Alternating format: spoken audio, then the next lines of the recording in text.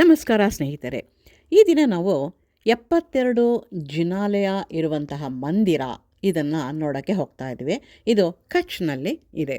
ಇದನ್ನು ಅದೀಶ್ವರ್ ಚೌತರ್ ಜಿನಾಲಯ ಮಹಾತೀರ್ಥ ಅಂತ ಕರಿಬೋದು. ಬಹಳ ಪ್ರಖರವಾದಂತಹ ಬಿಸಿಲಿರೋದ್ರಿಂದ ಅಮೃತಶಿಲೆಯ ಈ ಒಂದು ಮಂದಿರ ಇನ್ನೂ ಪ್ರಖರವಾಗಿ ಬಿಳಿಯ ಬಣ್ಣದಲ್ಲಿ ಎದ್ದು ನಮ್ಮ ಕಣ್ಣಿಗೆ ಕಾಣ್ತಾ ಇದೆ. ಬಹಳ ಅದ್ಭುತವಾದಂತಹ ಒಂದು ದೇವಾಲಯ. ಈ ದೇವಾಲಯ ಬಹಳ ವಿಸ್ತೀರ್ಣವಾಗಿ ಇರುವಂಥದ್ದು. ಸುಮಾರು 80 ಎಕರೆ ವಿಸ್ತೀರ್ಣದ ಭೂಮಿಯನ್ನು ಕೂಡ ಇದು ಒಳಗೊಂಡಿದೆ. ಇದರ ಆಕೃತಿ ಅಷ್ಟಭುಜಾಕೃತಿಯಲ್ಲಿ ಇದನ್ನು ವಿನ್ಯಾಸಗೊಳಿಸಲಾಗಿದೆ. ಮಧ್ಯದಲ್ಲಿ ಗರ್ಭಗುಡಿ ಅಥವಾ ದೇವಸ್ಥಾನ, ಅದರ ಸುತ್ತಲೂ ಕೂಡ 72 ಜಿನಾಲಯಗಳನ್ನು ಕೂಡ ನಾವಿಲ್ಲಿ ನೋಡ್ಬೋದು. ನಾವೆದುರಿಗೆ ನೋಡ್ತಾ ಇರೋಂಥದ್ದು ಕಂಬಗಳ ನಡುವೆ ಒಂದು ಗೋಪುರಗಳು ಕಾಣಿಸ್ತಾ ಇದೆ.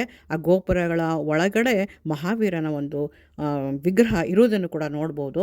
ಇದು ಬಹಳ ವಿಶಾಲವಾಗಿ, ಅಂದರೆ ಉದ್ದವಾಗಿ ಈ ಒಂದು ಕಾರಿಡಾರ್ ಥರ ಇದನ್ನು ಕಂಬಗಳಲ್ಲಿ ನಿರ್ಮಾಣ ಮಾಡಲಾಗಿದೆ.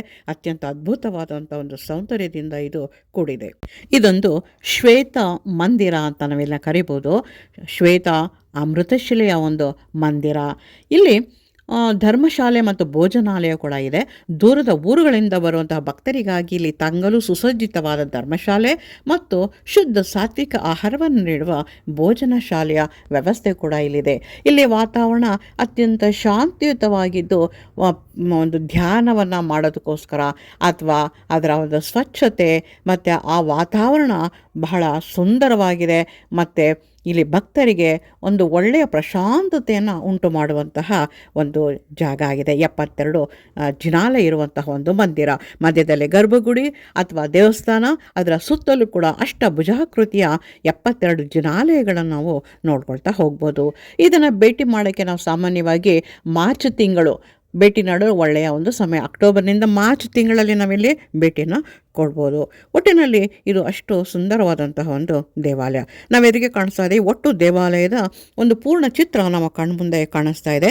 ಇದು ಗರ್ಭಗುಡಿಯ ಒಳಗೆ ಇರುವಂತಹ ಒಂದು ದೇವರು ಮಹಾವೀರ. ಜೊತೆಗೆ ಅದು ಚಿನ್ನದ ಬಣ್ಣದ ಲೇಪನದಿಂದ ಮಾಡಿರುವಂತಹ ಒಂದು ಕಟ್ಟಡಗಳನ್ನು ಕೂಡ ನೋಡ್ಬೋದು. ದೊಡ್ಡ ದೊಡ್ಡ ರಂಗೋಲಿಗಳು ಮತ್ತು ಚಿನ್ನದ ಬಣ್ಣದ ಕಂಬಗಳು, ಮೇಲೆ ಒಂದು ಪೂರ್ಣವಾಗಿ ಚಕ್ರದ ರೀತಿಯಲ್ಲಿ ಇಲ್ಲಿ ಕೆತ್ತನೆ ಕೆಲಸ ಮಾಡೋದನ್ನು ಕೂಡ ನೋಡಬಹುದು.